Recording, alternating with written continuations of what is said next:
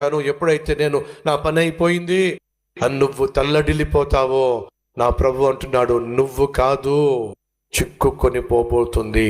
నిన్ను తరుముతున్నా, నిన్ను బాధ పెడుతున్నా, నిన్ను భయపెడుతున్నా, నీకు నిద్ర లేకుండా చేస్తున్న వారిని నేను సమాధి చేయడానికే ఈ పరిస్థితి నీకు తీసుకొచ్చాను. ఇశ్రాయేలును చిక్కించటానికి కాదండి దేవుడు వారిని అక్కడ తీసుకొచ్చింది, వారిని ముందుకు తీసుకెళ్ళడానికి. శత్రు భయం లేకుండా, శత్రు భీతి లేకుండా ప్రశాంతంగా వారు ముందుకు సాగాలి అని చెప్పి దేవుడు ఆశించాడు. కాబట్టి ఒక్క దెబ్బతోనే శత్రు భీతిని తీసేయాలనుకున్నాడు. కాబట్టి వారిని ఆ సముద్రం తీసుకొచ్చాడు. సహోదరి సహోదరులు, కొన్నిసార్లు మన జీవితంలో అంతా అయిపోయింది అనిపిస్తుంది. ఒకవేళ ఈరోజు మన జీవితంలో ఎవరికైనా అదే పరిస్థితి ఉందా? బ్రదర్, ఇంకేముంది బ్రదర్, అంతా అయిపోయింది. 2 నెలల క్రితం నాకు కొంచెం నమ్మకం ఉంది, నెల క్రితం నాకు కొంచెం నమ్మకం ఉంది, 3 నెలల క్రితం కొంచెం నమ్మకం ఉంది, నా జీవితంలో మార్పు వస్తుందని, నా శరీరంలో మార్పు వస్తుందని, నా కుటుంబంలో మార్పు వస్తుందని, నా బిడ్డల్లో మార్పు వస్తుందని, నా భర్తలో భార్యలో మార్పు వస్తుందని నాకు నమ్మకం ఉంది. ఇంకేముంది బ్రదర్, ఆ నమ్మకం కాస్త పోయింది. అయితే దేవుడితో ఒక మాట అంటున్నాడు, ఊరకనే ఉండి నేను కలుగ చేయు రక్షణను కల్లారా చూడ. సహోదరి సహోదరుడా, నిరాశను నీతో పాటు రానివ్వు మాకు, అపనమ్మకాన్ని నీతో పాటు రానివ్వు మాకు. నిన్ను ప్రాణంగా ప్రేమించిన దేవుడు నిన్ను నడి సముద్రంలో విడిచిపెట్టేవాడు కానీ కాదు. అడ్రస్ లేని చోట నిన్ను అనాథగా వదిలేసేవాడు కానీ కాదు. ఈరోజు నువ్వు కలిగి ఉన్న పరిస్థితి నీకు ప్రమాదంగా కనిపిస్తుంది. ఈరోజు కలిగి ఉన్నటువంటి వాతావరణం నీకు విపరీతంగా కనిపిస్తుంది. కానీ దేవుడు ఆ పరిస్థితిలో నుండే నీకు ఆశీర్వాదాన్ని అనుగ్రహించటానికి ఏర్పాటు చేశాడో అది వాస్తవం. మోషే చిక్కుకుపోయారు అన్ని ప్రజలు అనుకుంటున్నారు, కానీ చిక్కుకుపోలేదు మోషే. వాళ్ళకు నేను అద్భుతం చేయబోతున్నాను, వారి జీవితంలో ఓ అద్భుతం చేయబోతున్నాను, వారి జీవితంలో ఎప్పుడూ కూడా చూడని అద్భుతాన్ని నేను చేయబోతున్నాను. సహోదరి సహోదరా, ఈ రాత్రి నీ జీవితంలో ఎప్పుడు నువ్వు చూడనటువంటి అద్భుతాన్ని దేవుడు నీ జీవితంలో చేయబోతున్నాడు. నువ్వు చేయాల్సిందల్లా ఒకటే, విశ్వాసముతో దేవుణ్ణి నమ్మో.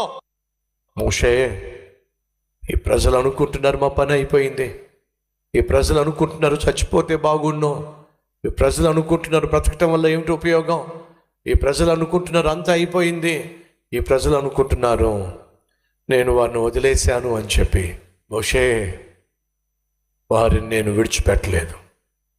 వారి జీవితంలో ఎన్నడూ చూడనటువంటి మహా అద్భుతాన్ని నేను చేయడానికే ఈ పరిస్థితిని వారి జీవితంలో నేను అనుమతించాను. అమ్మా వింటున్నావా? అయ్యా వింటున్నావా? నీ జీవితంలో ఎన్నడూ నువ్వు చూడనటువంటి మహా గొప్ప దేవుని కృప, ఆయన యొక్క ఆశ్చర్య కార్యము నువ్వు చూడాలి అని దేవుడు ఆశించాడు. కాబట్టి ఈరోజు నిన్ను ఉక్కిరి బిక్కిరి చేస్తున్నటువంటి పరిస్థితిని ఆయన అనుమతించాడు అనే వాస్తవాన్ని నువ్వు అంగీకరిస్తే ఎంత బాగుంటుంది. ఆ రోజు వారి జీవితంలో అదే జరిగింది. మోషే, సముద్రం 2 పాయలు కావడం మీరు ఎప్పుడైనా చూసారా? ఎప్పుడూ చూడలేదు ప్రభువా. అయితే ఇప్పుడు మీరు చూడబోతున్నారు. నేను మీ జీవితంలో ఎన్నడూ చూడనటువంటి మహా గొప్ప ఆశ్చర్య కార్యాన్ని నేను చేయబోతున్నాను. నువ్వు విశ్వాసము కలిగి ఉన్నట్లయితే నీ చేతిలో ఉన్న కర్ర తీసుకో, వెళ్ళి ఆ సముద్రం 2 పాయలుగా చీల్చేసాయి. ఎలా సాధ్యం ప్రభువా? నీకు అసాధ్యము కానీ నాకు సమస్తము సాధ్యము. ఈరోజు ఇక్కడ కూర్చొని వాక్యం వింటున్నా, లైవ్లో వాక్యం వింటున్న ప్రియ సహోదరి సహోదరుడు, ఒక ప్రశ్న వేస్తున్నాను. ఏమిటా ప్రశ్న? ఈరోజు నీ జీవితంలో ఏదైనా అసాధ్యంగా కనిపిస్తుందా అంటే, ప్రభువా ఇది ఎలా సాధ్యం ప్రభువా అనే ప్రశ్న నీకు వస్తుందా? నీ జీవితంలో ఒక పోరాటం ఉంది, నీ మనసులో ఒక ఆరాటం ఉంది, అది నిన్ను ఉక్కిరి బిక్కిరి చేస్తుంది. ఇది సాధ్యం కాదు అని నీకు అనిపిస్తుంది, ఇది అసాధ్యం అని నీకు అనిపిస్తుంది. కాబట్టి నీ మనసులోంచి ప్రార్థన వస్తుంది, ఏమని? ప్రభువా, ఇది ఎలా సాధ్యం ప్రభువా, ఇది ఎలా సాధ్యం ప్రభువా? దేవుడు ఈరోజు నీతో అంటున్నాడు, నీకు అసాధ్యం, కానీ నాకు సమస్తము సాధ్యం. మోషే, ఎలా సాధ్యం అని అనుకోవద్దు మోషే. సముద్రం 2 పాయలు కావడం ఎలా సాధ్యం ప్రభువా? ఇంత పెద్ద సముద్రము, నిండుగా ఉన్న సముద్రము 2 పాయలు కావడము ఎలా సాధ్యం ప్రభువా? మార్గం లేని చోట, ముందుకు వెళ్ళి ఆ మార్గం కానరాని చోట మేము ఎలా ముందుకెళ్తాం ప్రభువా?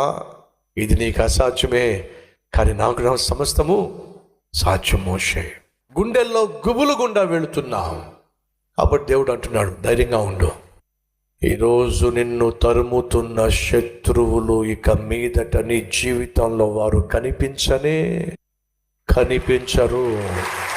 ధైర్యంగా ఉండు.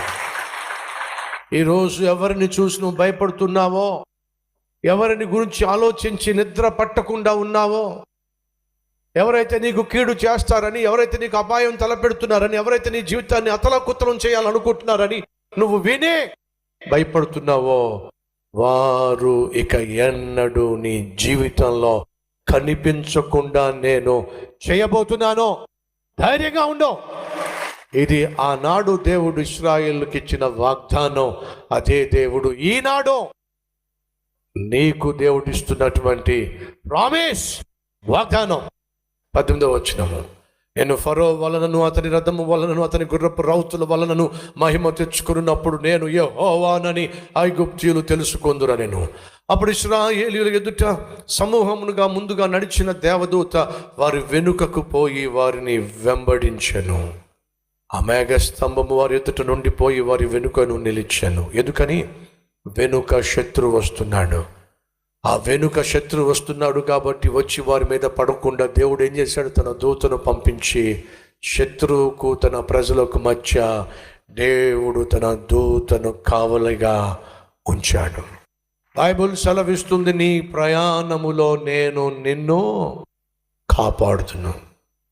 ఎదురుగుండా ఆటంకాలు రావచ్చు, అపాయకరమైనటువంటి వాతావరణం కనిపించవచ్చు, మార్గము లేనటువంటి మార్గంలో నువ్వు వెళ్ళవలసి రావచ్చు. నీ ఎదుట నేను మార్గములను తెరుస్తా. వెనుక నుంచి నీ శత్రు నిన్ను తరమొచ్చు, ప్రమాదము అపాయము నిన్ను వెంటాడొచ్చు. నా దూతలను పంపించి ఆ ప్రమాదము నీ జోలికి రాకుండా నేను కాపాడుతా. దేవుని దూత వెనకకు వెళ్ళి ఫరో సైన్యానికి దేవుని ప్రజలకు మధ్య నిలబడెను. ఎంత ప్రేమ కలిగిన దేవుడు! జరిగిందంతా మీకు తెలుసా? తర్వాత సముద్రం 2 పాయలు అయిపోయింది. ఇశ్రాయేలు ప్రజలు ఆరిన నేలలో వాళ్ళు నడుచుకుంటూ వెళ్ళిపోయారు. ఆహా, ఎంత సంతోషం, ఎంత ఆనందం! రే సహోదరి సహోదరుడా, అప్పుడు ఇశ్రాయేలు ప్రజలు మనసులో దుఃఖించి ఉంటారు, మనసులో బాధపడి ఉంటారు. ఏమని? ఇంత ప్రేమ కలిగిన దేవుణ్ణి మనం అపార్థం చేసుకున్నాం. మన ఎదుట ఆటంకముగా, అభ్యంతరంగా, అపాయముగా, అడ్డుగా ఉన్నటువంటి సముద్రాన్ని చూసి ఈయనేం దేవుడు, మాయదార్ దేవుడు అని చెప్పి మనం అరిచాం, కేకలేసాం.